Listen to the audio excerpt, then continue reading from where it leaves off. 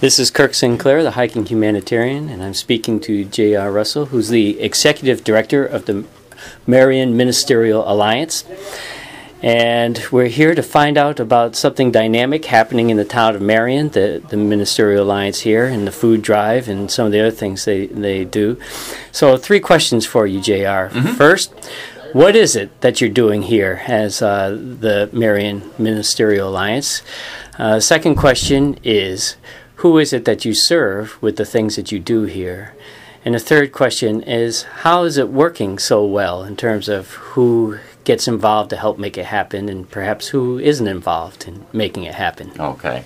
To answer the first question, what do we do? It's our goal as a service unit to try to serve the underserved and families that are in crisis and in need, just to meet the most basics of needs. We operate a soup kitchen on a daily basis, Monday through Friday. We serve a noontime meal. We operate a food pantry. Folks can come once a month and get a box of food. We'd love to be able to give them a month's worth of food, but that's just not feasibly possible. We try to give them about a week's worth. Since about 90% of our clients are on food stamps, towards that end of the month where the food stamps just won't stretch, we're there to fill that gap in for them. And also through our food pantry, we help folks that are in crisis that just find themselves in a situation where they don't have the most basics of needs in terms of food. In addition to that, we do emergency financial assistance for folks, people that are maybe facing eviction. We can make arrangements with their landlord, perhaps help them with some payments. Also, folks that are facing disconnect with their utilities, with the increasing cost of energy and things like that. All of these things that are pressures on the individual household and the individual budget for people that are, number one, in crisis, or number two, just on a fixed budget. There's a domino effect that happens, and when gasoline goes up 50 cents, it can be pretty devastating, because then tough decisions start to have to be made. Am I going to buy groceries this week? Are we going to pay the rent? Are we going to buy the electric bill?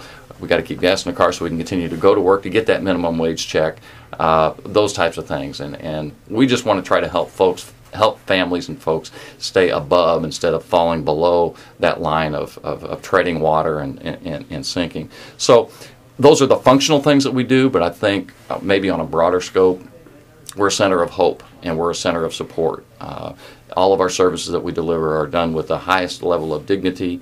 If somebody comes in and they have a need for a specific item that we cannot help with or is off of our scope of services, I'll find somebody that can help them out. So we're heavily networked with other social agencies here. So that answers the first question. That's probably longer than you wanted. No, that's fine. We're doing great here. Second question was, who do we serve? The demographics. As I mentioned before, probably 95% of the folks that we deal with are on a fixed or limited income type basis. These would be elderly, these would be disabled, these would be young families working minimum wage jobs.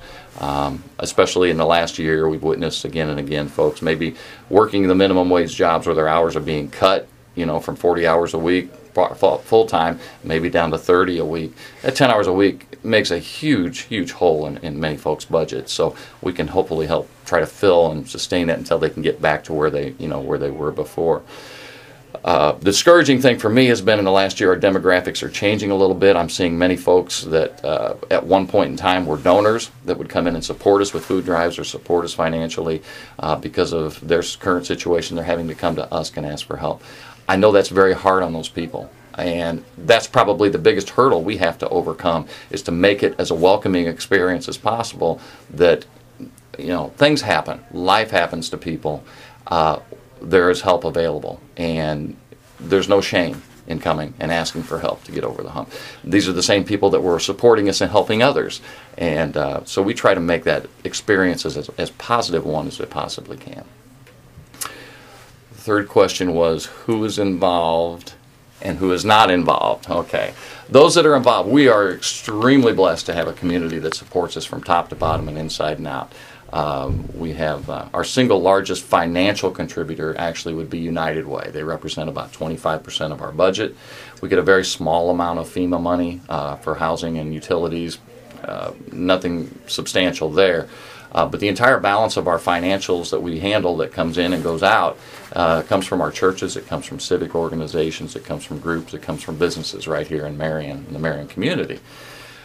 we are very, very blessed that we're not dependent upon the state of Illinois, or we're not dependent on our U.S. federal government to be open and provide the services that we do. The last 2 years has been devastating in Illinois with folks that have been dependent on the state. Social services have been cut, in many cases closed down. The burden of the clients and ratios to the people that are available to serve those clients has just been astronomically out of balance. With us not being dependent on the state, it affords us the availability and the flexibility to meet the needs of the people as we see they need to be fit, and not necessarily what they dictate need to be done. So we're extremely blessed to have that situation. Now, you mentioned that there's lots of churches involved in this, and also that there's, civic organizations, not just churches, and ordinary folks, that are all involved in this. Would you share that story about you needed a new roof and what happened? Yeah, I was mentioning the fact that as needs arise, the blessing comes. That need is always fulfilled, whether I see it or anticipate it or not. We're in basically a pole barn structure type of a building, and our roof was maybe 20 years old. It was in much need of repair and replacement, and we committed that we were going to get it replaced, but we needed to raise the funds first. And a big chunk of that had come through a business grant, actually, a local business grant. We were about halfway there, but we were getting near our deadline time where we needed to get rolling on the project, and we were still short in terms of raising funds for that project. And we decided that we would go ahead and make the commitment that there would be a provider. And through lots of prayer, the day before we started construction, a local gentleman showed up from the Lions Club, said, "Have you gotten the phone call yet?" I said, "No, what phone call?" He said, "Well, we've got a check for you." And by golly, it just happened to be the same amount that we were short for what we needed. Those things happen on a daily basis. The first time I ever worked here, the very first day, and I'd been through 5 days of training, so I was lost. I really didn't know what to do. It was just my assistant and myself. We're in the kitchen getting ready for lunch, and we had a crisis. We're 5 minutes away from serving. I'm lost. I don't know what's going to happen. And we run out of paper towels. Now, paper towels might not seem like a big deal. It's a big deal when you don't have any, and you've got a mess to clean up. And so I said, well, we'll just have to get lunch out, and we'll get some as soon as we can. It was not literally 5 minutes. The back door rang. Somebody brought me a couple bags of stuff and said, "By the way, here's some paper towels in here for you." That told me the first day on the job that we were here and we were doing the right thing. Okay, thank you very much, JR, which I understand stands for Just Right. Yeah. And this is Kirk Sinclair, the Hiking Humanitarian.